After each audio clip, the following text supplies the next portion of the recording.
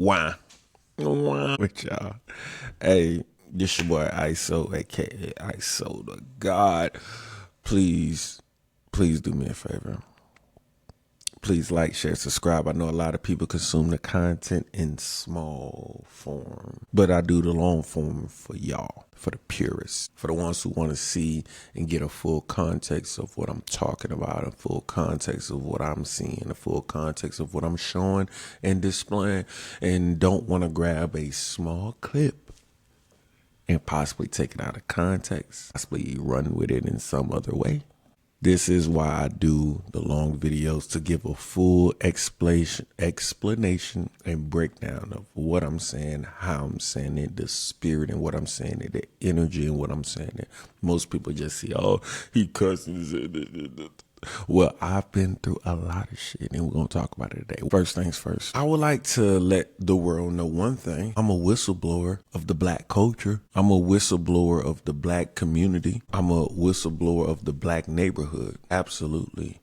I'm not here to defend wrong. I'm not here for that. I wouldn't defend it even if I wanted to. Why? Because I have been a black PO, a black prisoner of war, a war that we can't even stop. In a war that I was just born into just for the fuck of it. I was raised around my grandma.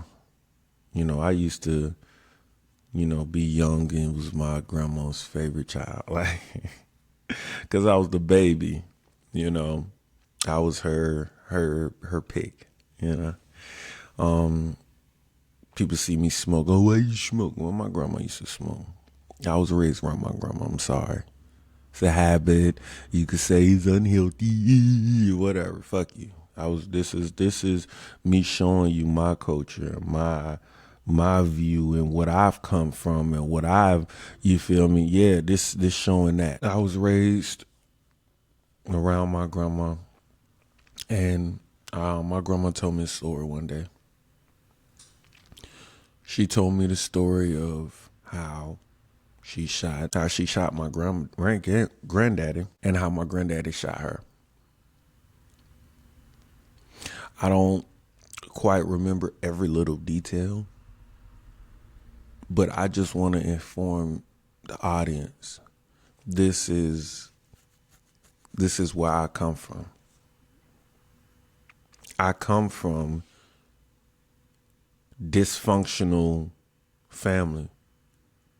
I come from dysfunctional communities. I come from kids can't go to school and learn in my community because you have to show how vicious and savage you are. I come from that. From a grandmama. My mom was married to this dude.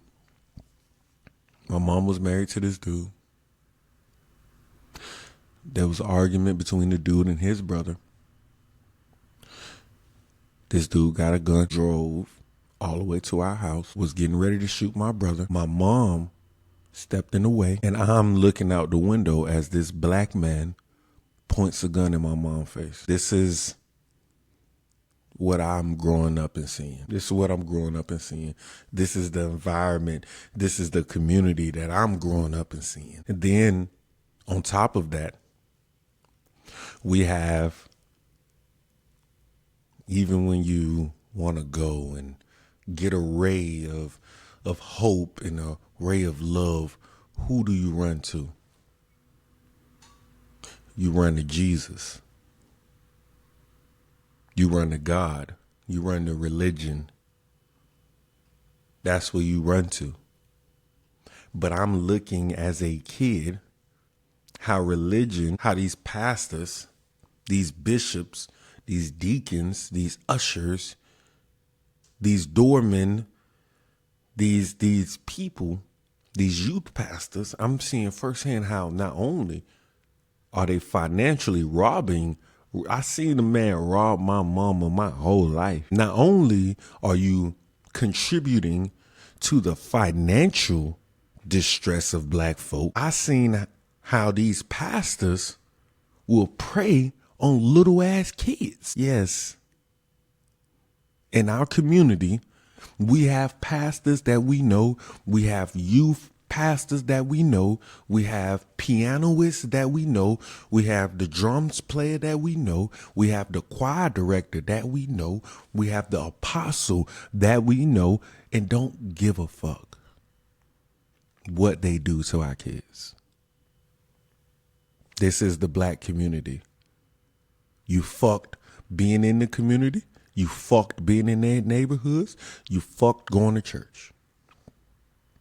And then you back fucked when you leave the church. So we're getting fucked over every single way being black in this country. Every single fucking way. We can make this a racial thing. Oh, okay. Well, white people did this. No. We don't need to talk about the white people. Let's talk about us. We're the ones in control of this shit. I have a couple of exhibits to show you the pastors. This is why I'm doing what I'm doing.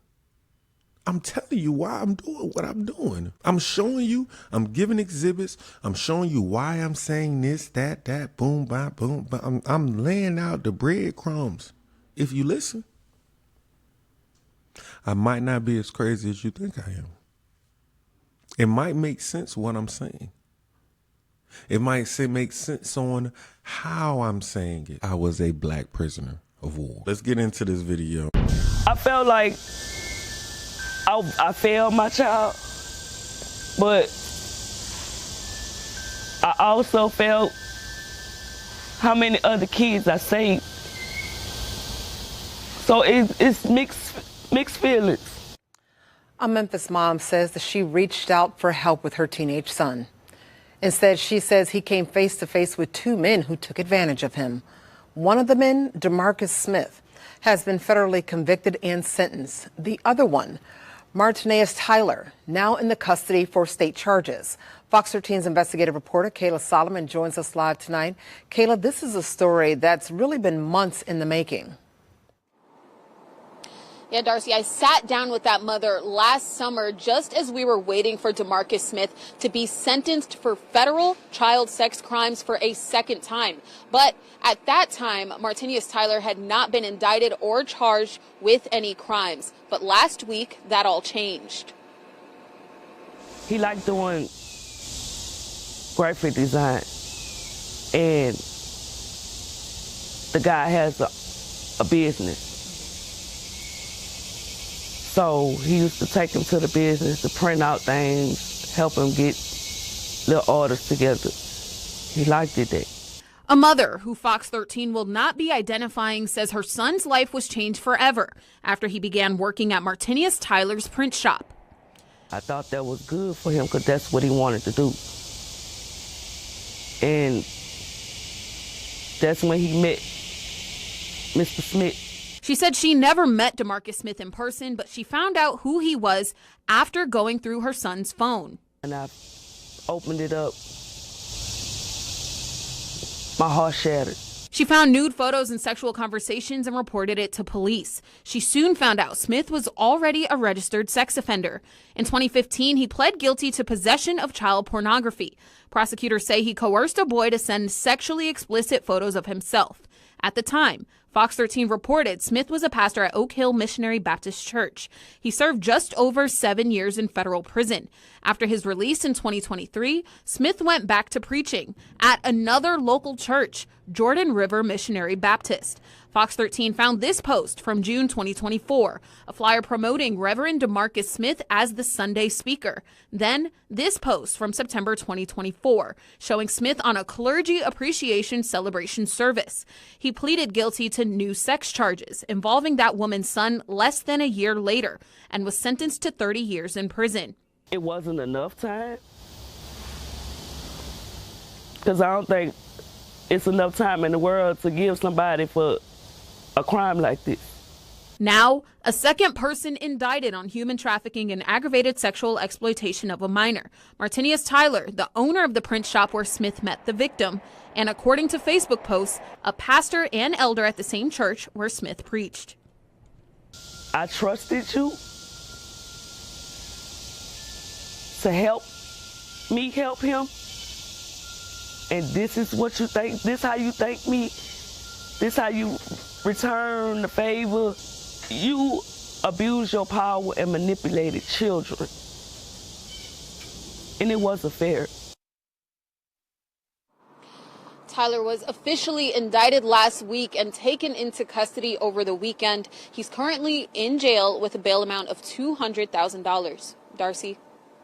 That is Fox 13's Kayla Solomon reporting. Thank you so much, Kayla. This is known shit, though. This is known activities in our community. This is known. We see it every Sunday. We see the usual suspects every Sunday. We know the choir director a little soft. This is no disrespect to nobody gay. This is no disrespect to nobody homosexual, nobody LGBTQ. I'm not saying right or wrong to your lifestyle. That's your lifestyle. I'm saying that there are black pastors taking advantage of little kids in these church buildings. I'm saying, as a black prisoner of war, I've seen black people be taken advantage of at home, at school, in their neighborhoods when they want to play, in sporting events when you want to be athletic, and even in church when you're trying to find God. I've seen black people taken advantage of by black people. I've seen the people who we were supposed to trust in the most take advantage of children. I've went to school with these children. I've seen it with my own eyes. I've seen it. The cases that get reported, here's the thing, are the same cases. The insane cases are the ones that don't. I'll give you this. I went to school with a female that was being raped by her granddad.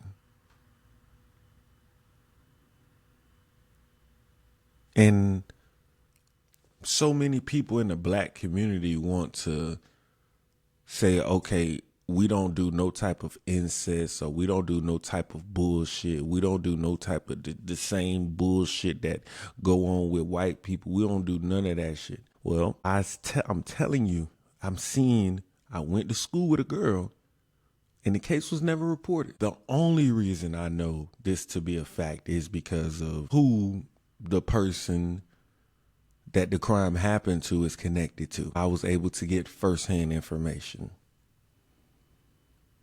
But it's sick. Black History Month. Maybe y'all got to see how disgusting it is for black pastors preying on your children. Maybe that'll help you realize what black history really is. When we all boil down to it, maybe that'll help you. I got something for you. Fuck it.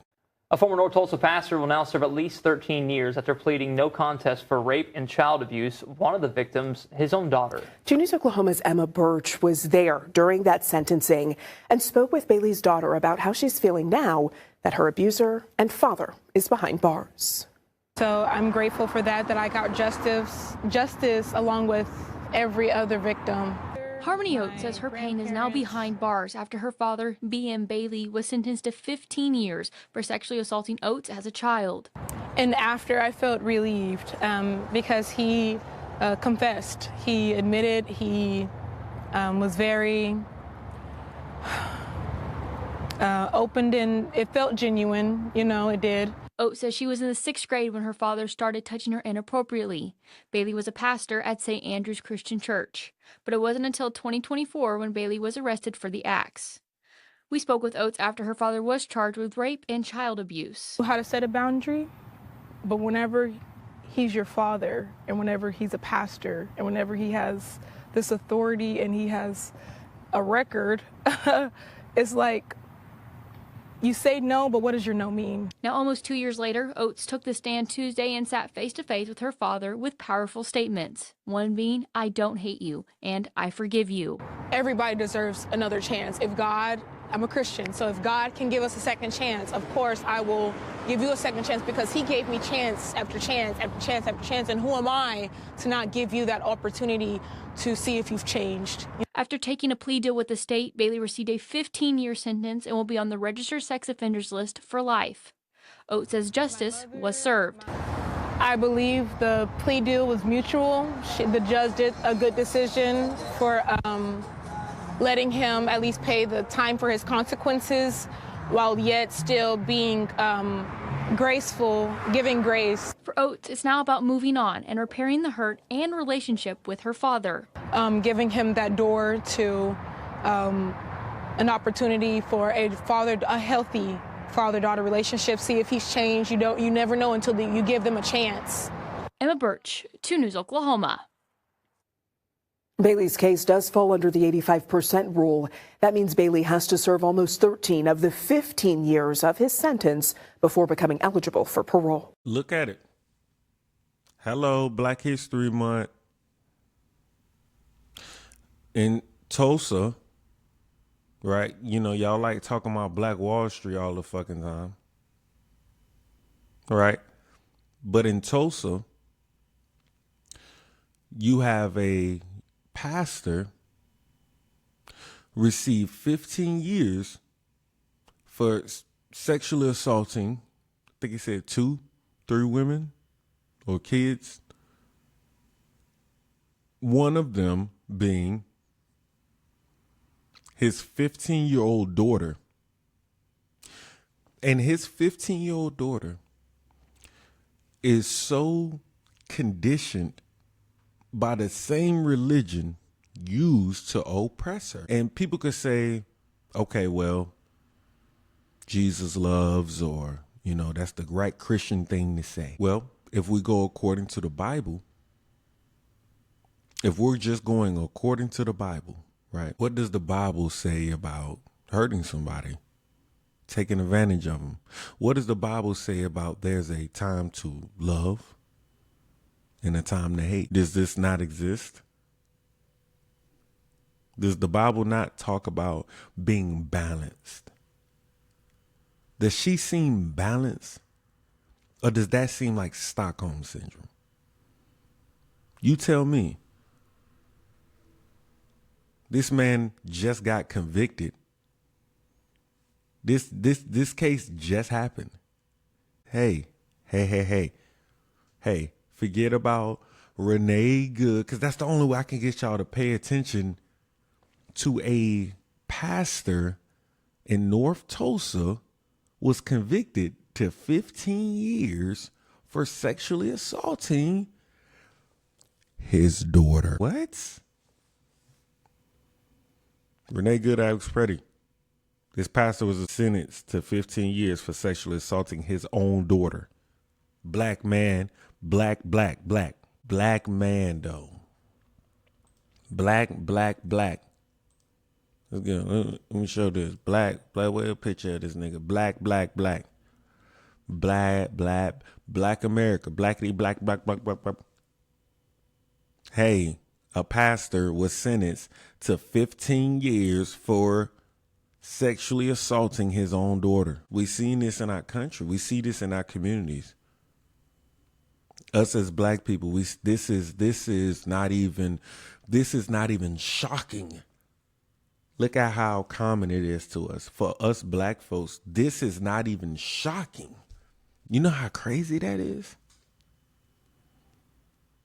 That this man's face, nobody will probably, you know how many people would not hear this case until I report it, until I bring it to the forefront. You know how many people would not hear this until I bring it to the forefront. This man was sentenced to 15 years for raping his daughter. Okay. But y'all want to talk about everything else. Y'all want to make every other issue a issue. Y'all want to bring up everything else. Y'all want to, everything else makes sense in the world, but dealing with black folks. Everything makes sense, but black folks dealing with each other. Houston, let's talk about a pastor in Houston, H-Town. He got sentenced the other day, too. A disturbing story we brought you less than 24 hours ago. A Houston area pastor accused of raping a child hundreds of times over the course of a decade faced a judge this morning. How much? Hold on. A Houston area pastor accused of raping a child hundreds of times over the course of a decade faced a judge this morning. Michelle Choi joins us live from downtown at the Harris County Criminal Courthouse.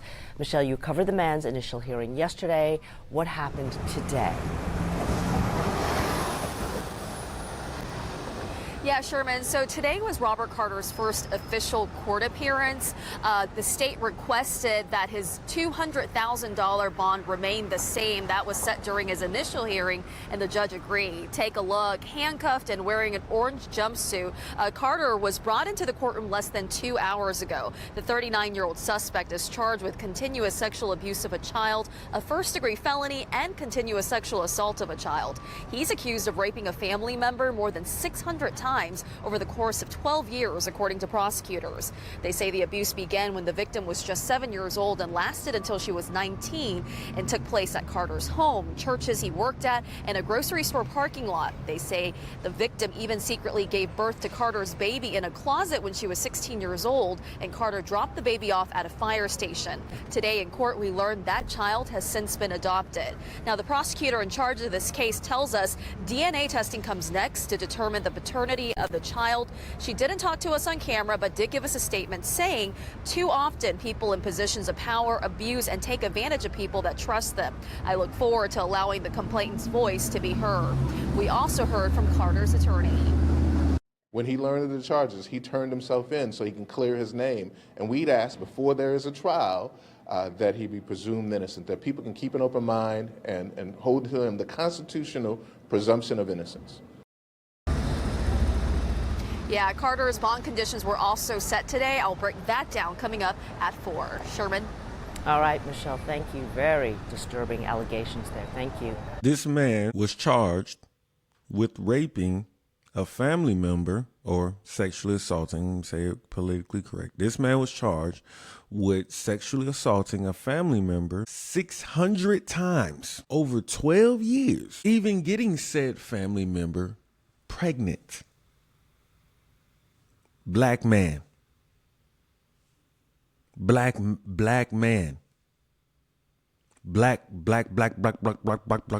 Is that okay? Well, people want to say, well, what happened to him? How did it end? Okay, let me show y'all how it ended. Let me show y'all. Well, new this morning, in just the past 30 minutes, we've learned a local pastor charged with sexually assaulting an underage family member will spend the next 40 years in prison. In October 2023, we told you about Pastor Robert L. Carter, who was charged with continued sexual abuse of a child. Carter was accused of doing this to a young family member and having a child with that family member. Family members claim Carter abused the girl since she was 7 years old and got her pregnant when she was 14. No word yet on where Carter will serve that 40-year sentence. Hello. Gave him 40 years. Hello. Gave him 40 years. I bet y'all had never even heard of this case. Open, shut, closed case. This don't make national news. This don't get talked about. The black. It's Black History Month. This black man was accused and convicted and sentenced of sexual assaulting a 7-year-old girl until she was 19. Impregnating her when she was 16, dropping the baby off at a fire station. Black man. Does it sound believable, my story yet, or no? Does it sound like I know what I'm talking about yet, or no? Or do I need to show y'all even more exhibits? You know what? Fuck it. Let's just keep going. I got all day. Let's go to my home state. Let's go to Florida. Shit always popping in Florida. A South Florida pastor is accused of molesting a 15-year-old girl at his church. Detectives say the teen's mother found out after going through her daughter's phone. NBC6's Valerie Ryan is at the Miami-Dade Sheriff's Department tonight with the details. Valerie. Juan, a very disturbing story, and it becomes more disturbing. We're learning that the teen told detectives that the inappropriate touching had been going on since she was 13 years old. 50-year-old Elko Valier, a pastor at the Theophile Church, seen here during a Sunday morning service 2 weeks ago, now accused of touching a 15-year-old girl and trying to kiss the teen several times at the church on Northwest 7th Avenue and 152nd Street. Wednesday, a man who says he's the deacon at the church said he was unaware of the allegations. I don't know nothing. Sorry, man, okay? The arrest warrant says the teen's mother went through her daughter's phone and saw concerning text messages between her daughter and Valier. Messages from the pastor saying the 15-year-old was beautiful and that he loved her. Investigators say when confronted, the teen told her mother Valier rubbed her thighs and tried to kiss her several times, adding every time he tried to kiss her, she pushed away. Nobody tell me nothing. That's the first time I see people coming here. Valier lives in Loxahatchee, an hour and a half north of Miami. Deputies arrested him last week in Palm Beach County. His church congregation was unable to answer any questions about his arrest. First time somebody tell me, I don't know nothing. Now, the pastor did post bond. We emailed and called the church for a comment. We are still waiting to hear back, but authorities are now asking parents who have children that may have come in contact with the pastor to give them a call. We're live in Doral tonight. Valerie Ryan, NBC6 News. See, and you want me to tell you the sick part? The sick part is the pastor's a sicko. All of the church members are sickos too. So what happens when you're black and you're in the black community, you're bringing an issue to head about a beloved pastor, a beloved member, a beloved community leader in your community, in this already fucked up community, this community that already has no hope. You're bringing up allegations about a man that the community wants to believe in, wants to see a ray of light in. How many people you think actually believe you? How many people do you believe actually want to believe you? People are still going to show up to that church and give that man money. They might even say you're lying. This is what happens in the black community. So guess what? It turns those little girls into whores, promiscuous. Guess what it turns the little boys into? YNs, savages. Why? Because I have nobody to talk to anyway. I have nobody to speak to anyway about this issue. Nobody gives a fuck. Everybody would rather sweep it under the rug. And then boom, another one is molested. Another one is sexually assaulted. Another child is born out of wedlock. Another man is killed, shot. Why? Because our leaders are taking advantage of us. They're taking advantage of us using the Bible, using things that we like to do, using music, using sports, using school, using whatever the fuck. They're preying on us, and they're preying on our minds young.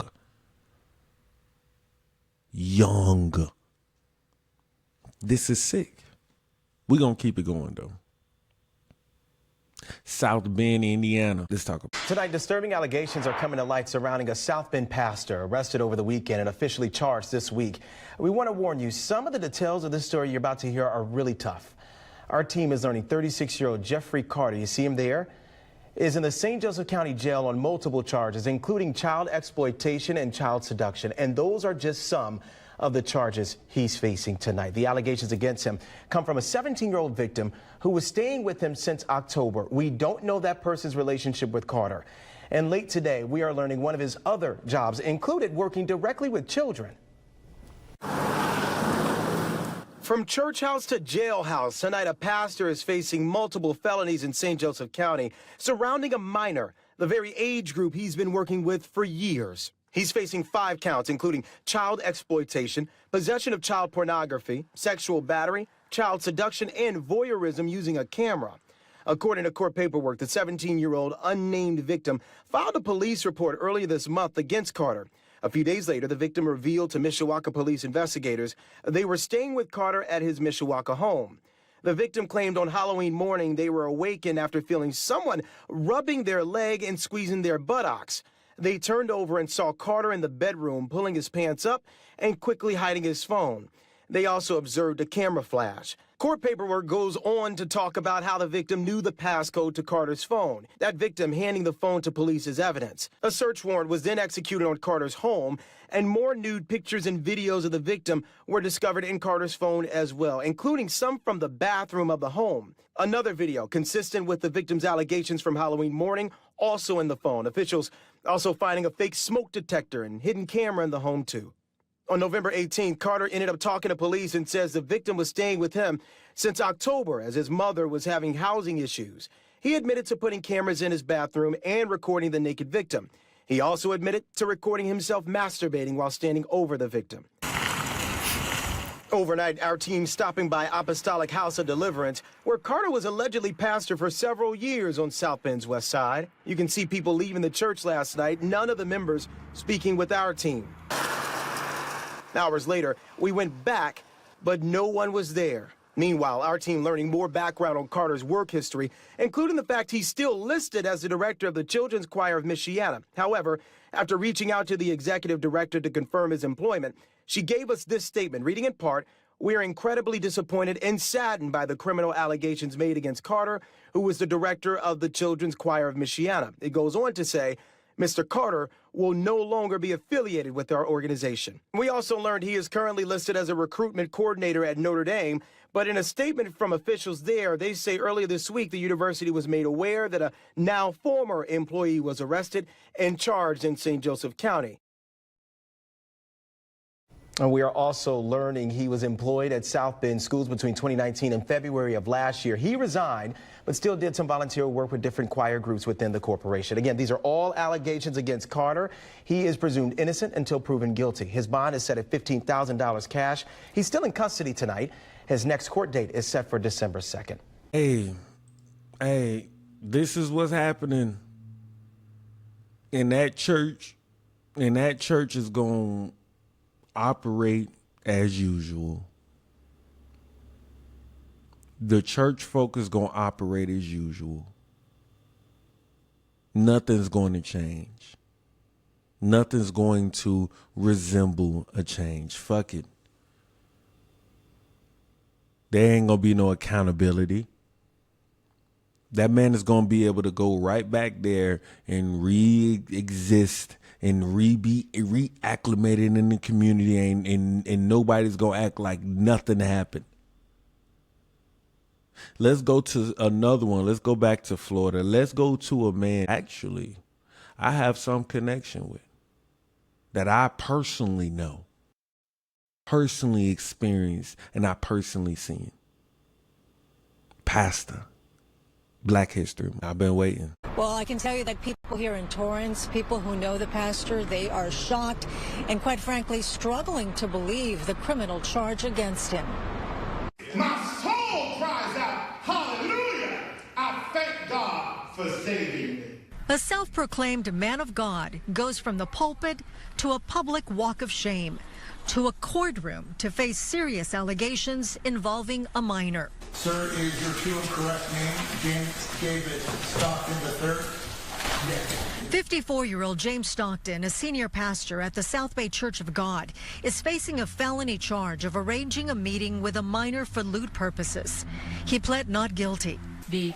There is no actual victim.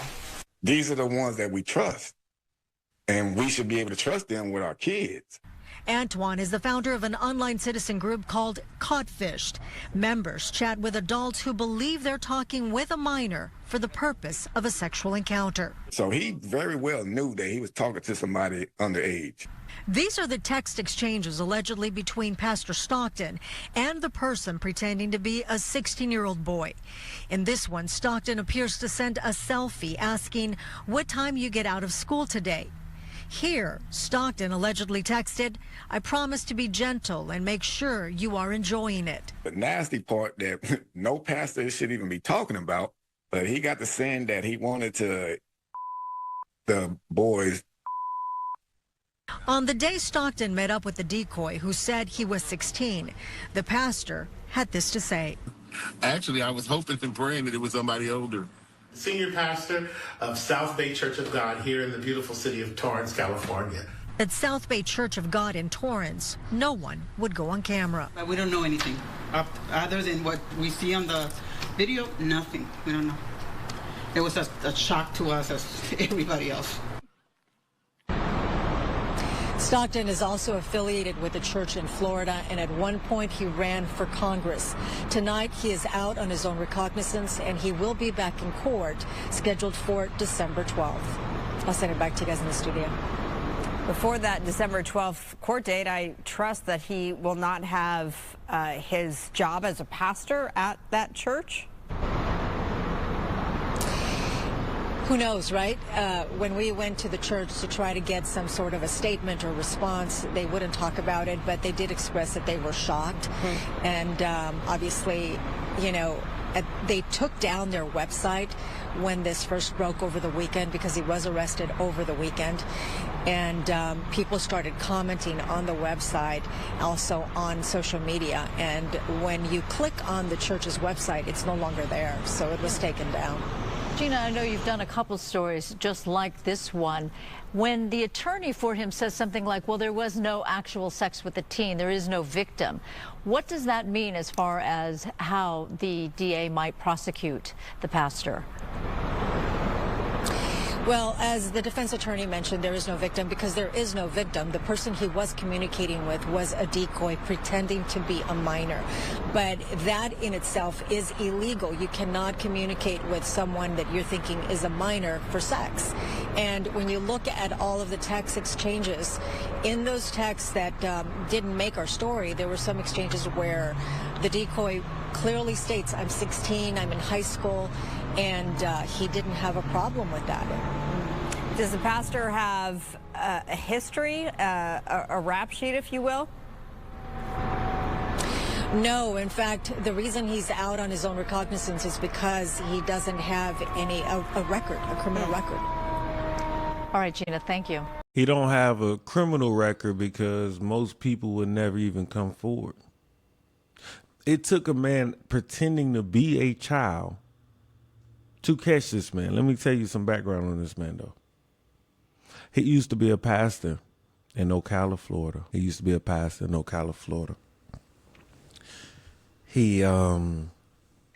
He had his own church. He also was the head of the NAACP in Ocala, Marion County. He has a church in the Shores. For those who in Ocala know, I know what the fuck I'm talking about. One day, going through some bullshit as we go through being black and being a black man, I had a homie. We had to meet up and get some advice from the NAACP. To our surprise, we saw him. I seen this big, tall, 6'3", big ass, belly ass dude. Right. And I'm not no small dude neither. You know what I'm saying? So it ain't like he's an intimidating person to me. But I'm seeing this dude and his energy. You could just be around somebody, just tell like their energy is just off. It's just that type of energy is just off. We ended up speaking with him, man. We went back the first time speaking with him. He was supposed to help us. Boom, boom. Fast forward, nothing happened. We ended up going back because he wanted to work with us on his actual Congress campaign. He wanted us because we're young in the culture in the communities, know what young black people like, know what young men like, know what young people, younger people like, so we could kind of activate a base to possibly get him elected into office. I was supposed to be working on his campaign team. At the time, it was seen as, you help me out over here, we help y'all out over here type situation. I perfectly fine with the arrangement, but something was off with him. He also wanted me personally because I do audio production, lighting production. I've been doing this since a kid. I actually learned in the churches, surprisingly, and I was in the church with another alleged pedophile that allegedly sexually assaulted somebody who I personally went to school with, but that's a whole nother story. Hopefully charges get brought up on him and he get his day in court, but that's a whole nother conversation. But this man, Stockton, one day going to his church, because that's also where the NAACP is in his church. The office it was actually located in his church. Just speaking to him and seeing him, and one day going there, this was the last time I went, going there, talking to him, and I'm speaking, and it was a distance, but I guess he was trying to re-emphasize his point. And it was 3 of us. We had one homie that was younger. He was a younger one. I'm in my 30s. He's like early 20, 19, right? And you know, he working with my homie, and like boom. But we come in there and just seeing how he looked at him, he looked like he wanted to pray on him. He looked like he was praying on this young dude. And then even with me, last time I saw him, man, this man like walked up on me and like really invaded my space to the point where I had to put my arms out like this, and I'm now poking him in his chest just to get this big ass the fuck up off of me. Because I know these types of dudes, these types of predators, the way that they are, they want to feel empowered. They use that nice, sweet shit for, you know, whatever things that they can do to empower and be over you. They're looking at you, looking at their position and cowering down. That's what they want. I understand that. I was in the military. I understand when people wants to make you respect something because of a rank. He feels like he's ranking above. I see, and I'm like, man, this dude is crazy. Let me get the fuck away from him because I'm gonna hurt him. I know me. I'm gonna end up going to jail. Something crazy gonna happen. I'm gonna get punished because of what I'm gonna do to this man who's trying to play with me. Seeing him get charged is a satisfying feeling because I know what type of predator he is. Personally, I seen it. I felt it. Everything that this is being said that's the fucking truth. Lock his bitch ass up. Give him 100 years. He's the worst type of predator. He's the type of predator that's sneaky. He's a sneaky predator. He probably has a long list of victims that would never come out. Hey, message, Black History Month. There's a lot of these young savage molested by your pastors as to why they're killers. They're killers because they was molested. They're killers because they were sexually assaulted by the same church pastor, church choir, church director. Yeah, they was molested by them. And us as men, we're not prepared to speak on it. I'm sorry. But we're going to keep going. I don't want to hang too long on this one. We got a couple of more. Perfect example. This is why YNs turn into YN. I didn't want it to happen to anyone else. Right now at 6 o'clock, only on 2, we're hearing from a 20-year-old who says he was sexually assaulted by the assistant principal of the school he once attended. Good evening and thank you so much for joining us tonight. I'm Daniela Guzman. And I'm Keith Garvin. Brian Tigner is charged with sexual assault following the crime on September 27th. Police arrested him on Friday. KPRC2 reporter Corley Peel joins us live outside Westbury High School. She spoke with the man who reported the crime. Corley. Keith and Daniela, the 20-year-old man tells me he is traumatized. He says he first met Brian Tigner while he was a student at this school 2 years ago. He says that Tigner reached out to him on Instagram after he graduated and they became friends. He says he would often go over to his apartment and they would drink alcohol and smoke weed. He says he never felt that his safety was in danger until now. Why is it so important for you to speak up? I didn't want it to happen to anyone else. I know that he works with a lot of other kids, young men. This could happen to anyone. We sat down with 20-year-old Malachi Knight Boyle as he talked about the last time he hung out with Westbury High School assistant principal Brian Tigner. I was just chilling on the couch. We played the game. We were drinking, smoking, the usual, like how we usually would do. Like when I woke up, that's when everything happened. Knight Boyle says he woke up to Tigner performing an unwanted sex act on him. I just started fighting. I just started fighting him off. Has he ever made a pass at you like that before? No, nothing that I noticed, no. He says Tigner tried to stop him from leaving. Please, bro, let's talk about it. I'll send you $50. I'm like, bro, what you mean you gonna send me $50? Well, I'm gonna do it, you know? He tried to offer me money. Knight Boyle got away and called police. He was examined at the hospital where doctors noticed his bruised hand.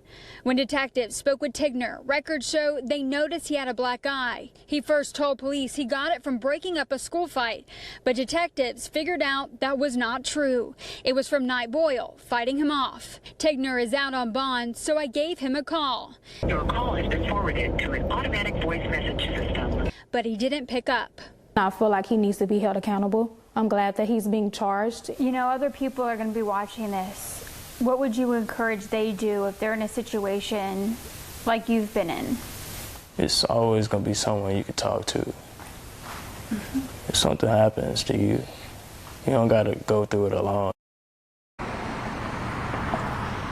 Several students tell us that Brian Tigner is someone that they often look up to as a role model, and they are shocked by his recent charge. HISD did send us a statement today saying that they are aware of this incident. They say it is protocol for any time an employee is charged with a crime for them to be removed from campus while that investigation is ongoing. At this time, HPD says they're not aware of any other victims, but they're encouraging anyone who might have information to contact their Special Victims Division, and we have that information at click2houston.com. Reporting live, Corley Peel, KPRC 2 News. Where is the protesting for pastors sexually assaulting leaders, sexually assaulting teachers, sexually assaulting principals? Where's the outrage? Where's the national conversations of this stuff? Y'all know, everybody knows this stuff is happening. Everybody knows this stuff is happening. Why none of these cases I knew about before I looked it up?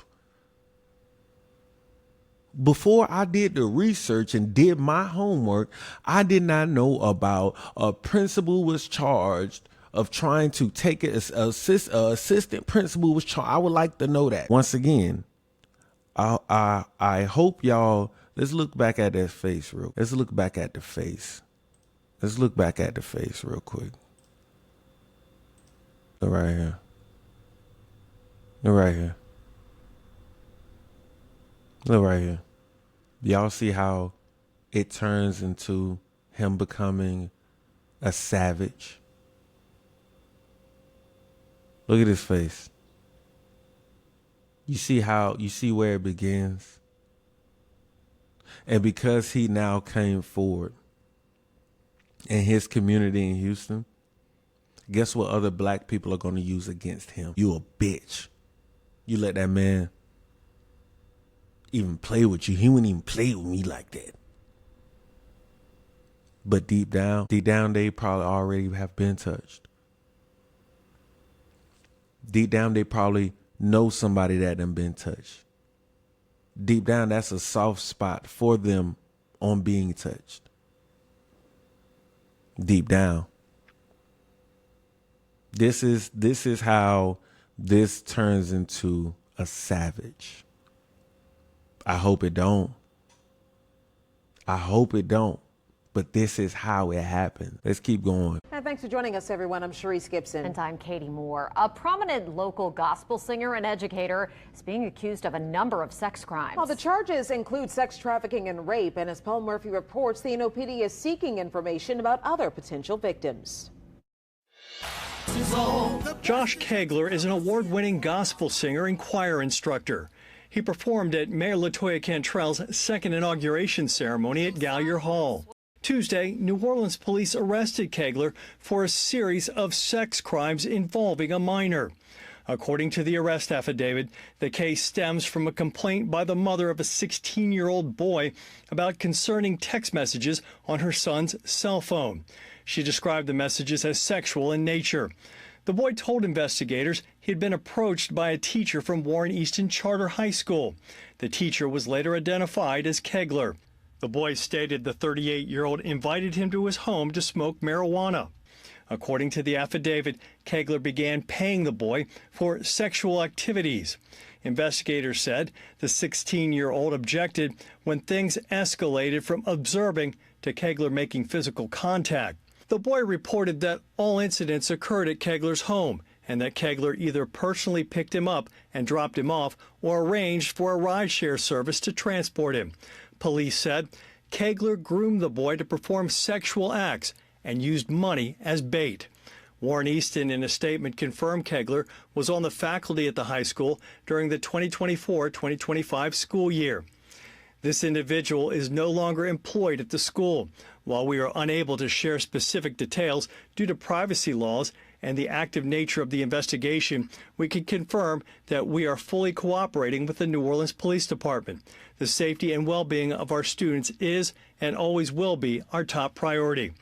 Kegler previously taught at two other New Orleans area schools, including George Washington Carver and McDonough 35. He was also a regular performer at the New Orleans Jazz and Heritage Festival and contributed to the Grammy Award-winning Best Roots gospel album, Church. Police urge any other potential victims to come forward. In a statement, the NOPD said, "We understand this may be difficult, but your safety and privacy are our top priority. You're not alone." Kegler was booked into the Orleans Justice Center on 5 counts of trafficking of children for sexual purposes, 5 counts of indecent behavior with juveniles, 1 count of third-degree rape, and 1 count of sexual battery. Paul Murphy, WWL, Louisiana. And this afternoon, a magistrate ordered Josh Kegler held without bond until a hearing Monday afternoon. Hey, this shit is crazy. This shit is crazy. You have gospel artists taking advantage of children. Woo, wow. And as long as he can sing and hit them high notes about sweet Jesus, nobody bats a fucking eye. Y'all been knew that choir director. Y'all been knew that nigga singing was fruity as a motherfucker. Y'all know that man only hang around kids all goddamn day. Y'all know that fruity motherfucker only hang around kids all goddamn day. Y'all know he only teach these kids all. Y'all know what he's doing. Y'all know what he's doing. Y'all are sick. The black community and black culture are sick for defending these types of people. For going out their way to go to bat for these types of people, but then talk about these YNs. Talk about these little girls being whores. Talk about them being promiscuous. Y'all are fucking sick. Why? Because y'all are preying on them as children. Our children's minds are being destroyed. We can't look at right now, they want to be the way they are right now. We can't look at it right now. We got to look at them young as fuck. I put out so much content showing they're preying on your children, they're preying on your children, they're preying on your children, they're preying on your children. Ain't no national conversation, ain't no marches, ain't no school walkouts, ain't no none of that shit. Nobody gives a fuck about them preying on your children. Black people, niggas, come on, let's come to the front of the congregation. Hey, we know all these niggas in our communities are preying on our little ass kids, and we just accept it because we're fucking sick. You know your uncle is sick. You know your cousin is sick. You know your brother is sick. You know your son is sick. And you don't give a fuck. You gonna ride with them right or wrong or dead ass wrong, right? Ride or die, right? Fuck out of here. Hate y'all niggas, man. Let's keep going though. Let's go to Baltimore. Let's go to Baltimore. I'm giving y'all example after example as to why our young generations are turning into demons. I'm giving y'all example after example of to why the young generation is turning into demons. We have pastors, teachers, daycare workers. You have anybody that's supposed to look after the children and protect the children. They are not protecting the children. They're killing the children. They're molesting the children. They're raping the children. This is what they're doing to the children. They're fucking up the children's mindset, and they're throwing the child that's been hurt back into the community. And look at the ones who are committing all the violence. Look at the women doing what they're doing. I bet they have a backstory. This is crazy. A Baltimore City school teacher accused in the rape of a 12-year-old has been denied bond. Just yesterday, police arrested 24-year-old Louis Laurie. Investigators say agents with the U.S. Marshal Service found the 12-year-old inside his apartment in Pikesville after her mother reported her missing back on June 21st. Today, Laurie made his first court appearance. Fox 45's Alexa Ashwell sat in on the bond hearing and joins us live from outside Baltimore County District Court. Alexa. Yes, Louis Laurie will remain in custody here inside court. A judge said she believed he is still a threat to public safety. As tonight, we're learning more about the defendant. No bond for Baltimore City Public Schools teacher Louis Laurie. The 24-year-old made his first court appearance by video here inside Baltimore County District Court 1 day after being taken into custody. Laurie is charged with second-degree rape and a third-degree sex offense. The alleged victim, a 12-year-old girl who in court the state revealed he met on the playground of the apartment complex where they both live in Pikesville. The assistant state's attorney called Laurie a threat to not only the victim, but other young children as well. According to court documents, on June 21st, the mother of the victim reported her daughter missing. The 12-year-old had left a note that she was leaving to meet a friend in Pennsylvania. Police say investigators traced a number her mother says the daughter contacted using a friend's phone to Louis Laurie, and the U.S. Marshal Service later located the girl inside his apartment. The document goes on to say during an interview, the girl admitted she told Louis she was 22 years old and they had consensual sex. Days later, Laurie was also located and arrested. In court, the state says at first he told investigators he didn't remember having sex with the girl, but later admitted to it. His attorney telling the judge her client denies the allegations. Laurie remained silent, but appeared to mumble some words after the judge ruled he be held without bond, calling him a threat to public safety. At the time of his arrest, Laurie was listed as a staff member at Mervo High School in the city, where according to his LinkedIn account, he taught U.S. history. Also on his LinkedIn account, Laurie claims to have served as an intern for Maryland Comptroller Brooke Learman back in 2019 when she was a delegate. Fox 45 News reached out to her office for confirmation. Court records also show Laurie was under a civil order to have no contact with a victim in a domestic violence filing in Montgomery County at the time of his hiring as a substitute teacher at city schools back in August 2022. Fox 45 News reached out to the district questioning, given this order, should Mr. Laurie have been eligible for employment by Baltimore City Public Schools? Now, I'm still waiting for a response to that question, as well as Laurie's employment status. The district did send us a copy of a letter they say they sent home to parents informing them of this investigation. And Mary Maxine, one other piece of information that we learned here inside court is that Laurie is currently in law school. He's scheduled for a preliminary hearing July 26. Reporting live in Towson, Alexa Ashwell, Fox 45 News. I'm Kai Jackson. Thank you for watching. Here's another video to watch. Also, please take a moment to subscribe to our channel.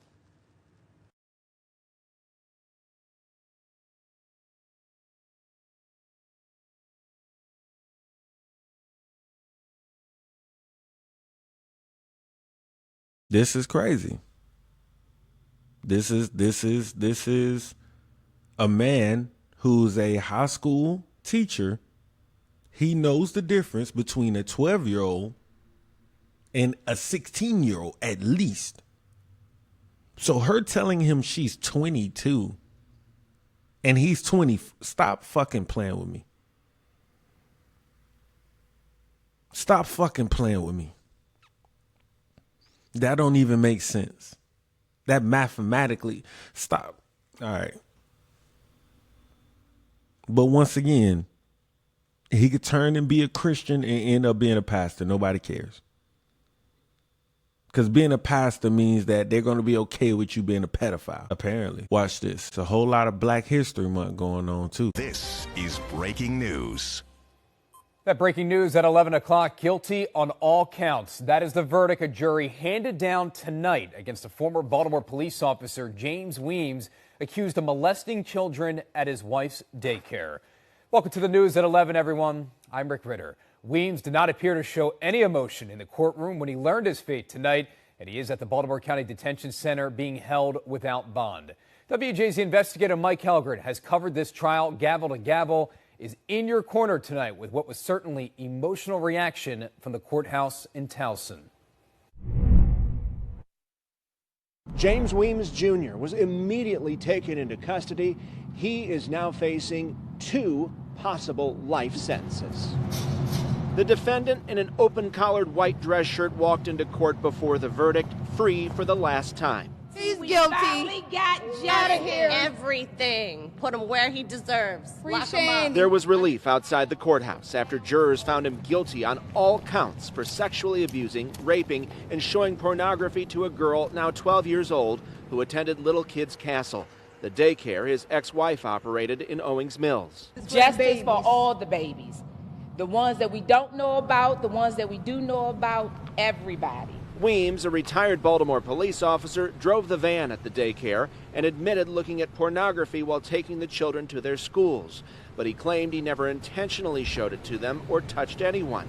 The jury didn't buy it and believed the girl who broke down in tears following her testimony. What do you want to say on behalf of the victim? She's loved. She's very loved. She has a ton of support. We all have her back. We always will. She's incredibly brave. There are adults who do not have the bravery that she has. And I mean, seeing what happened in that courtroom, you can certainly understand it. I am absolutely in awe of her strength. Prosecutors have charged Weems with abusing other children and may bring other cases. With a second-degree rape conviction, he can get 15 years mandatory minimum without parole, up to life.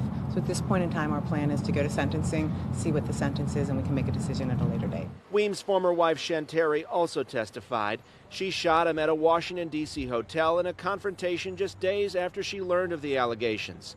She remains in prison serving a 4-year sentence. I'm happy for these kids that's getting justice. I'm just thanking God because this could have went another way. What do you think Shanteri would say? She'd be cussing, but she will be thanking God too. He's where he should be. Prosecutors asked for enhanced penalties in this case because of the victim's age. Sentencing will take place in early January. In your corner at Towson Circuit Court, Mike Helgren, WJZ.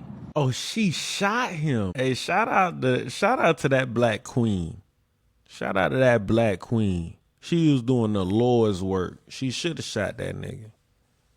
Fuck that nigga. But that's Black history, though.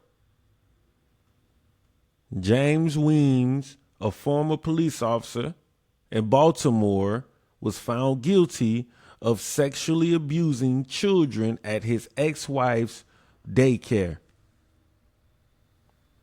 Baltimore. He was found guilty a year ago, and this video only got don't even have 100,000 views a year ago?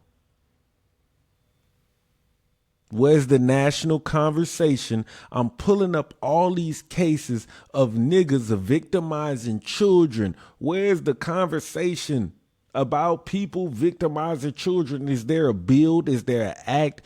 Is there does the NBA, is there any NBA teams that's giving tributes? Is there, what are we talking about? What's happening here? Is this not a more pressing issue to our society? Does this not equate to more children born out of wedlock, more single parent households, more violence in our neighborhoods, in our communities, meaning more dead people because of this? Hey, white people, let me let y'all know in on a secret. Let me tell y'all why we so violent. We so violent because there's so many young men and so many young women molested, sexually assaulted, preyed upon by our elders, by the people who are put in places to take care of us. We was preyed upon. So many. Let's go to another story that is just gruesome. Just fucking gruesome. And welcome to The Factor Uncensored. 40-year-old LaToya Harris and her boyfriend, 41-year-old Terrence Washington, are both behind bars in Louisiana tonight. They're likely on a path straight to hell, and you will agree. This is after Harris's 15-year-old daughter was severely abused by the couple at their home in Terrebonne Parish, just outside of New Orleans. How bad was the abuse? Investigators say Washington shot the teen on 2 different occasions with a shotgun, one time in the chest. Police say he also raped her, and in order to cover that crime up, the teen's mother set her on fire, blaming her, and also never getting her a treatment for the gunshot wounds. The damage was so bad the teenager lost half of her face and one of her eyes. She remains hospitalized after all of this was uncovered during a car accident in Baytown, nearly 300 miles from their home in Thibodaux, Louisiana.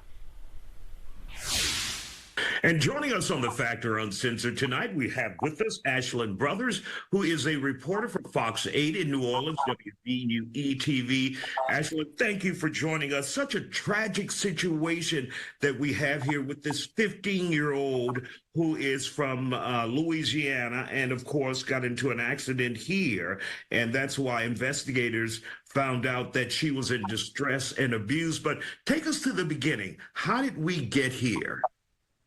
Yeah, so, initially what police say is that this had been going on for months, right? The alleged abuse, the buried abuse, if you will, had been going on dating back to around February, what we call carnival season, when police say that there was distress within the household.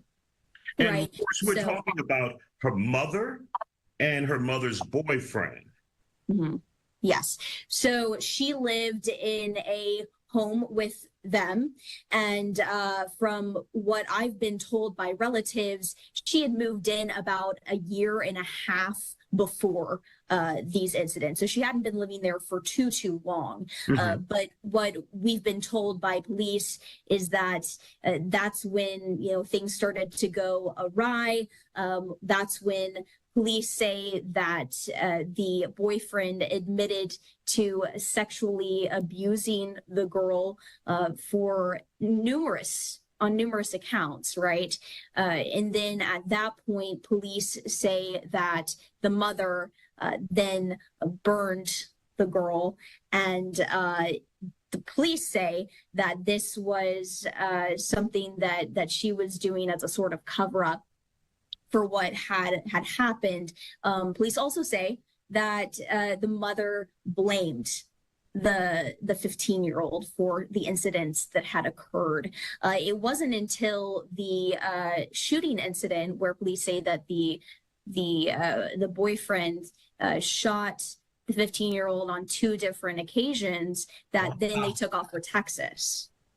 That is incredible. So the mother burned the girl, according to police, in order to cover up her being sexually assaulted by her boyfriend, according to investigators, right? That is, to my understanding, I would have to check back with that. But yes, that to my understanding, that's what police say. Do we know who the 15-year-old was living with before she went back to the home with her mother and her mother's boyfriend? Who was she living with then? So here at my station, we've been very delicate with how we've been phrasing this, and we have spoken with the relatives who she was living with before. We have decided to call them relatives, very close family members. Yeah. And they're the couple that you guys interviewed and said, you know, the communications was fine, and then it became few and far in between from calls to text messages, and then she just disappeared. Yeah, and what these family members say is when they started cutting off communication, or rather when the teen stopped being as responsive, they say after revisiting with this teen once she was in the hospital, they say she was terrified, that she was scared, alleging that the two who are accused of these heinous crimes were sort of feeding her false information about what might happen if she were to come forward. Wow. And so they left Louisiana and came to Texas in fear that he would be arrested for harming her. And then they got into an accident here in Texas in an area we call Baytown, just outside of Houston, where then investigators, CPS Child Protective Services, saw the girl and notified other family members and said, you know, you need to, and the hospital saying you need to prepare yourself. Just how bad was this child, Ashlyn, as far as the abuse and the injuries that she sustained? I believe she lost an eye, right, as well? Yeah, so they had to remove an eye. So they're working to try and get a prosthetic for her. Several face injuries. From the pictures that I saw, we didn't share on air just because they're that graphic. Half of her face is burned off. There's no skin. You know, police say that she had suffered a gunshot wound to her chest and to her face. So there's that as well. And then, you know, they say that the mother had refused to take the daughter to treatment at a hospital, but treated the burns. However, police say that they did not treat the gunshot wounds. So you can imagine what state she was in, having not received any sort of treatment for those. And we're talking about a 15-year-old girl. That is a nightmare to go through that, to endure something like that at such a young age, and at the hands, allegedly, according to investigators, at the hands of your mother, and she allowed someone to abuse you. It's just mind-blowing. Ashlyn Brothers from Fox 8, WPUE, great job in reporting this story. Such a tragedy. But thank you for sharing it with us. We need to make people aware that things like this still exist, where a mother could allegedly sacrifice their child for a boyfriend. Hey, this the type of shit that's happening in our neighborhoods. This is our people who we're supposed to be caring about, or we're supposed to think is supposed to be taking care of us and loving on us. They're taking advantage of us. They're doing whatever. They're not protecting us young. This is what it is. Hey, us as black folks, we know this. This is something that's familiar. I'm telling y'all, the crazy stories don't get reported. The craziest stories go unsolved. The craziest stories go cold case. Hey, I think y'all got my point. I think y'all picking up what I'm putting down. See, my audience, I think y'all smart enough to examine where I'm coming from. This is Black History Month. This is Black History Month. Let's deal with black people. One.